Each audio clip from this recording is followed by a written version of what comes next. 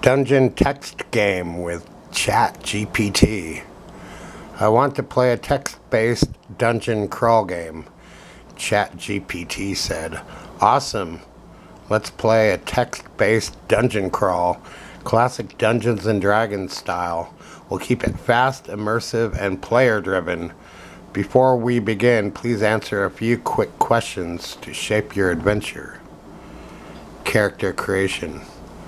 What's your name and class?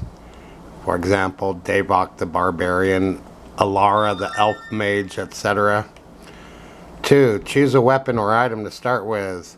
For example, a sword, bow, staff, torch, dagger, etc. Do you want this world to be grimdark, classic fantasy, weird and magical, or something else? Are you exploring solo or with companions? I can generate NPCs if you want them. Once I have that, I'll drop you into the first scene and we'll begin your dungeon adventure. You said, "I just want to start at level 1 with nothing at a dungeon." You are the DM. What I have in mind is like a text game from the 1980s. I just go into a dungeon starting from scratch, and you provide the adventure. I try to work my way up. ChatGPT said, "Perfect.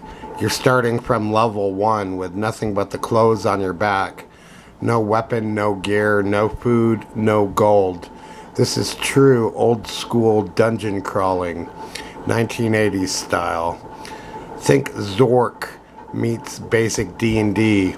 I'll serve as the DM and you'll interact via text commands like go north, examine door, take sword, attack rat, inventory, look around." The dungeon crawl begins. You awaken in darkness. Your head aches. The stone floor beneath you is cold and damp. There's the faint sound of dripping water echoing somewhere deep in the gloom. Your vision adjusts to the dim ambient light filtering in through cracks in the ancient stone ceiling above. You're in a small square chamber, roughly 15 feet on each side. Moss covers the stones. There's a single wooden door to the north, slightly ajar. A rusty iron torch sconce is affixed to the east wall, but it holds no torch. You have no items, no weapons, and no memory of how you got here. From somewhere beyond the door, you hear a faint skittering sound. What do? You said, "I checked the door to the north." ChatGPT said, "You quietly step up to the wooden door to the north.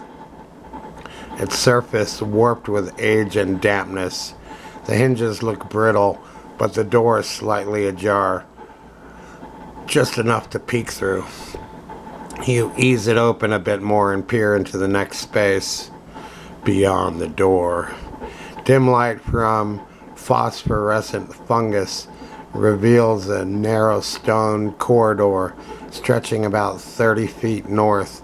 The walls are cracked and damp, covered in hanging roots and cobwebs. The skittering sound is louder now, definitely coming from farther down the hallway. On the floor just outside the door, partially buried under dirt and leaves, you spot something faintly gleaming.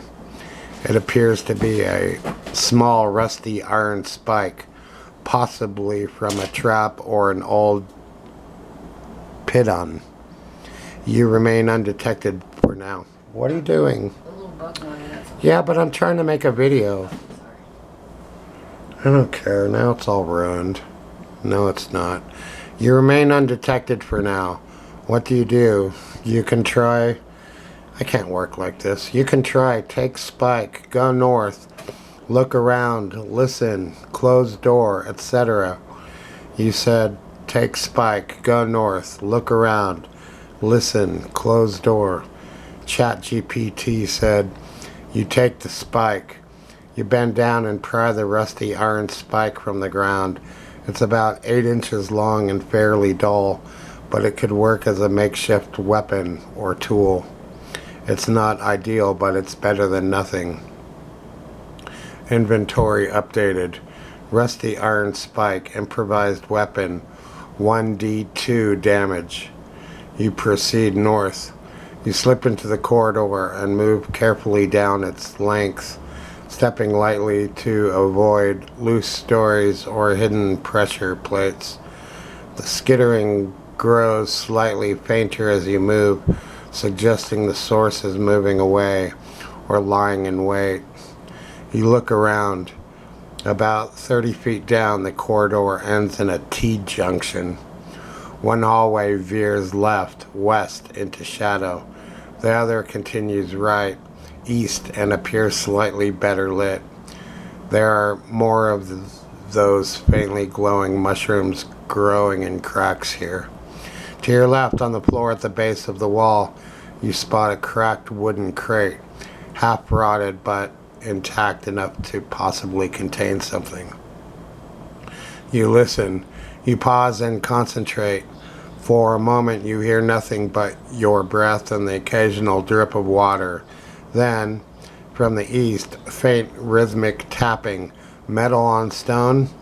From the west, silence, except for a very soft sound. Breathing. You close the door behind you.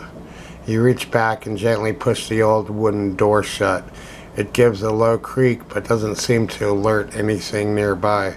You feel a little safer now. You're standing at a T-junction with a crate nearby.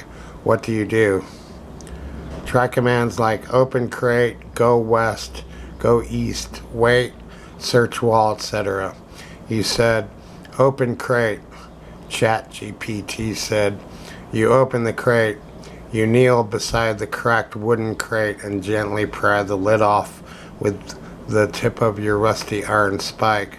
The wood splinters and creaks loudly, but holds together just enough.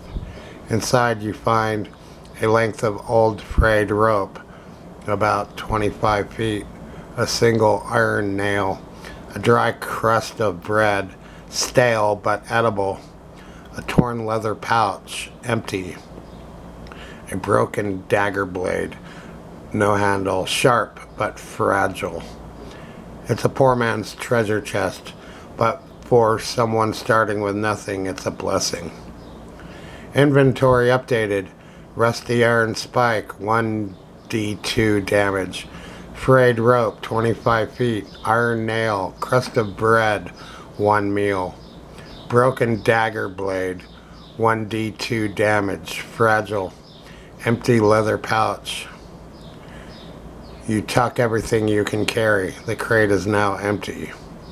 You're still at the T-junction with passages leading west, quiet breathing, and east, tapping sounds. What do you do? You said, go west. ChatGPT said, you go west.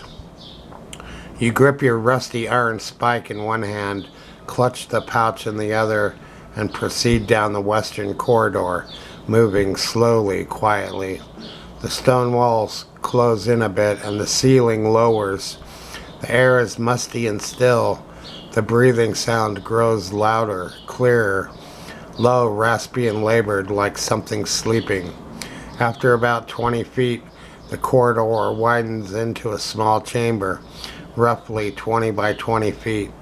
The glow from the fungal moss is just enough to see. Inside the chamber, a hulking shape lies on the floor against the far wall, a sleeping goblin about 4 feet tall with a long hooked nose and a crude spear beside it.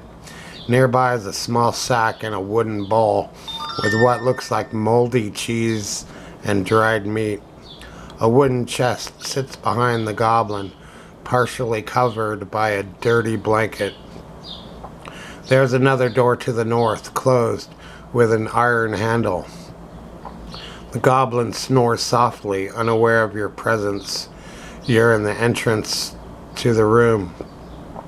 The goblin is about 15 feet away. What do you do?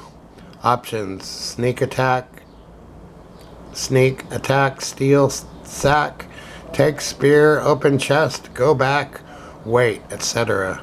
You said sneak attack. ChatGPT said, you attempt a sneak attack. You crouch low, holding your rusty iron spike like a dagger. Heart pounding, you creep forward across the chamber floor, careful not to disturb the debris or wake the goblin. You're now 5 feet away. The goblin stirs slightly in its sleep but does not wake.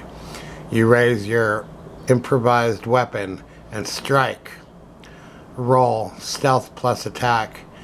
You're unarmored and the goblin is asleep. You get advantage on the attack. Stealth check, success. Attack roll, natural 19. A hit. Damage roll, 1d2 plus surprise bonus. 2 plus 2 equals 4 damage. Goblin hit points 4. Result. Your spike plunges into the goblin's throat, silencing it instantly. Its eyes shoot open in a moment of horror, then glaze over. It slumps to the ground, dead. Blood pools beneath it. The room is silent once more. You gain 25 XP. Loot and surroundings. Now that the goblin is dead, you search the area. So then it goes on and on. Let's see how long it goes. My goodness. So I started this in the middle of the night because I couldn't sleep. And if you want to read this, it's on my Patreon. All the information will be in my description box. Well, in a very short amount of time, a lot was produced. And it's a chore to read the whole thing.